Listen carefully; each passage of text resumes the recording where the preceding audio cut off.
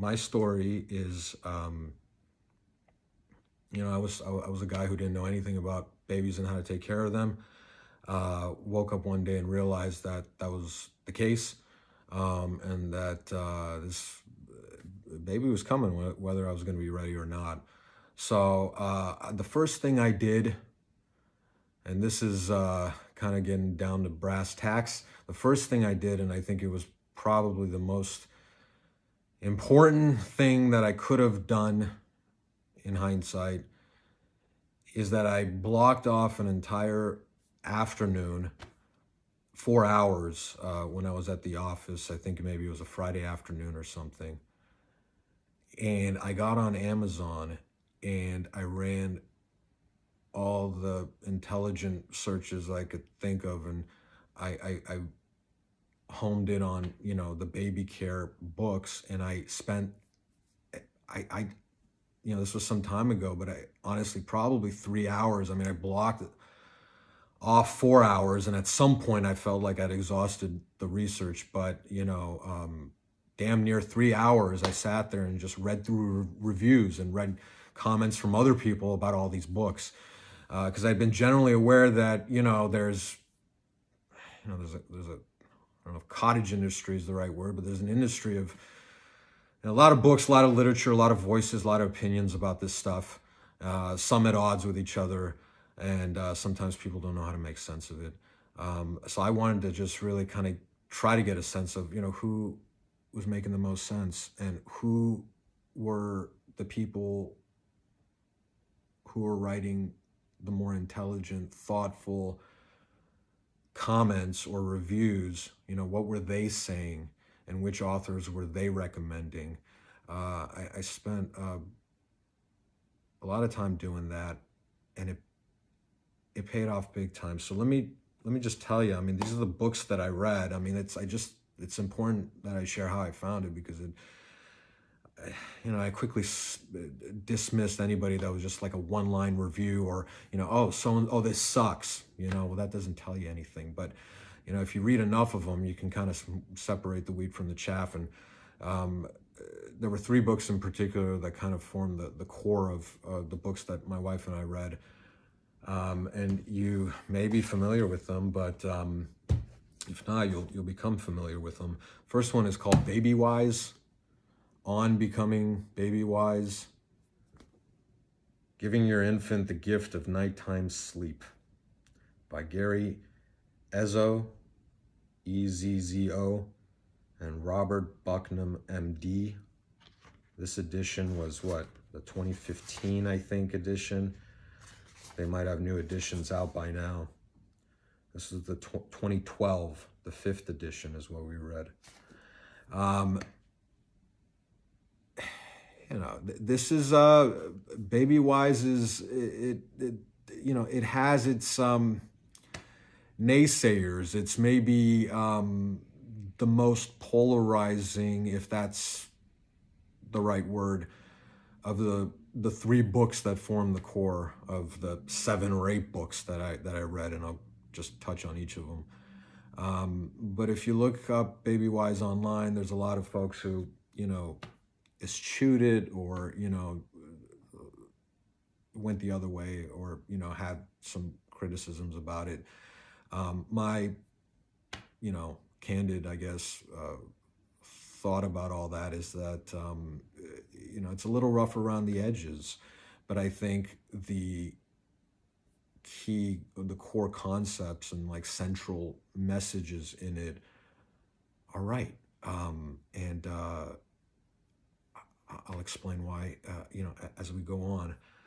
The second book was Healthy Sleep Habits, Happy Child, by Mark Weisbluth, MD. And this book was, all three of them were really important. I'll just tell you, Mark Weisbluth, MD, has been a pediatrician since 1973. I'm reading from the back of the book. A leading researcher on sleep in children, he founded the original Sleep Disorders Center at Children's Memorial Hospital, now the Ann and Robert H. Lurie Children's Hospital of Chicago, and is a professor of clinical pediatrics emeritus at the Northwestern University Feinberg School of Medicine. The guy's a genius. It's a very long and somewhat dense book. With all love and respect and appreciation for Dr. Weisbluth, I'm sure he had editors, but I don't know. I mean, I don't think he could afford me anyway. But it's not an easy read, but the man is a genius. He's a pediatrician who has not just studied children for 50 years, but sleep in babies and children. And he writes himself that he's a grandfather now, maybe great-grandfather, and successive generations of babies and kids in his family. They've all done a pretty good job because he is just the the standard bearer for the importance of sleep.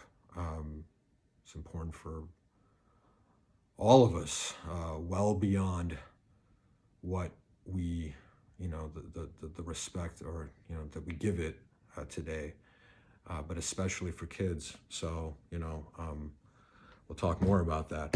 Third book, Secrets of the Baby Whisperer, by Tracy Hogg, who is a registered nurse, I believe, RN and midwife in England. So she's this charming, British lady. She calls you, I don't know, these affectionate names that she calls the reader.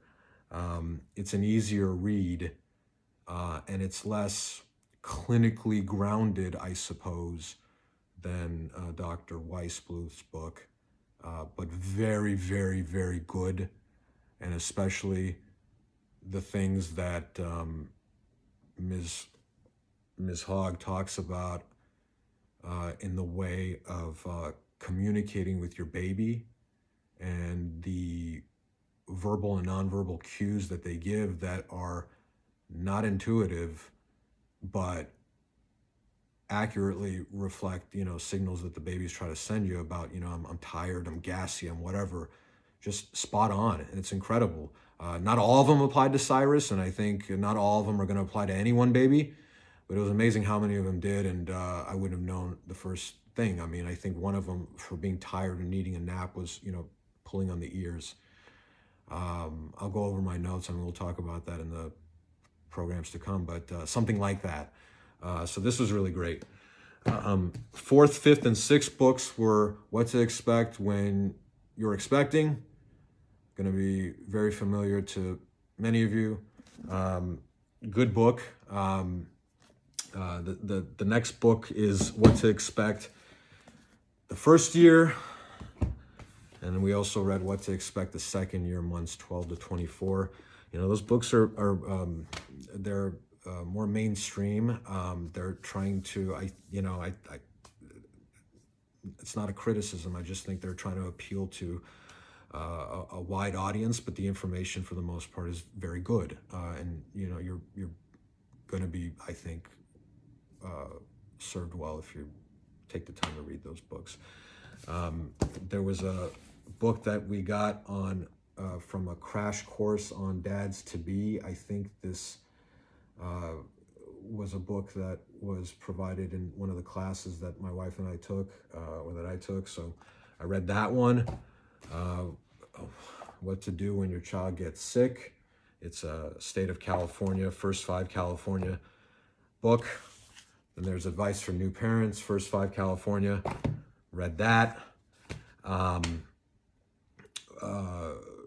We watched, when my wife was pregnant, we would watch videos every week over breakfast, I think on Saturdays or something, that talked about, the progress of the pregnancy and where the baby was at.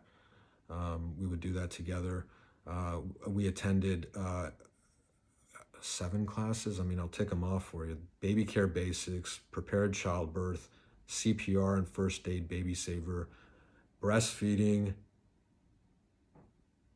how to raise a healthy infant, and then there was a daddy boot camp course that I took on my own. It's called Daddy Boot Camp. So those are all the classes. The things I didn't necessarily do, rely on oral tradition or anecdotes, or just tradition in general, the way that maybe it's always been done in the family, your family, my family. It doesn't mean I didn't ask anybody, and it doesn't mean I didn't listen to what people said, because I did. I was always interested in people's views, but I'm glad that I didn't rely just on those earthy, anecdotal bits of wisdom that have been passed down from generation to generation. There is wisdom in a lot of that, but it's no substitute at all, and it's in my opinion a markedly inferior way of approaching your baby's life, to just rely on that. That might be if it's like a food pyramid, I think that's like maybe at the very top, where it's the last thing you do is just, continuously, by the way, on an ongoing basis, you talk to people, you get people's opinion. I'm always looking to hear what, people have to say about these kinds of subjects.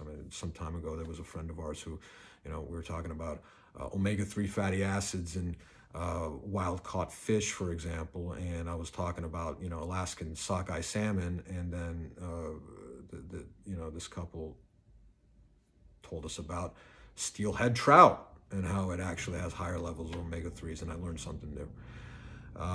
So I'm always looking to learn something new. And by the way, on top of all this other education, both during the pregnancy and afterwards, for a long time, I would, anytime I'm in a, juice smoothie place or something, and they got copies of Orange County Parenting Magazine just on the racks to take for free, I'd always pick those up, read through them. I'm running the same internet search as everyone else is, constantly, maybe not as much as the kid has gotten older. But I've done all these things to inform myself.